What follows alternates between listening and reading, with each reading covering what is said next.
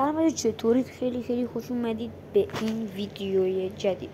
قائم مکس هستم. خیلی خوش اومدید. امروز اومدیم بهتون یاد بدیم چطوری 80 تا سی پی قانونی و رایگان برای کال آف دریافت کنید. فقط کافی که برید داخل گوگل و سرچ کنید گردونه سی پی رایگان. میای پایین جم اینجا بچه ها، جم اینجا. اوکی، لطفا ویدیو رو لایک کنید. چه این آموزش عالی. اگه برای پابجی هم میخواد آموزش یوسی یا رایگان بذارم، حتما توی کامنت ها بهم بگید. این ویدیو بالای 5 تا لایک بخوره پابجی اومده. وارد گردونه جم اینجا میشید و به شانس تو امتحان و سی پی بی رایگان. دکمه پایین رو بزنید، شانس برای دریافت سی پی رایگان. مثل گردونه فری فایر باید گردونه بزنید. اگه شانستون خوب باشه میتونید بگیرید. میزنیم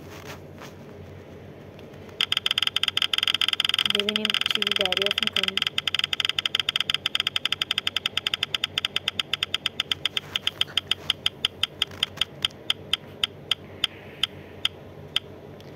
خب بچه من حالا بعدا میام میزنم. واقعا اگر لذت بردید لایک رو بکوبید و سابسکرایب کنید و این ویدیو رو بالای 5 لایک برسونید.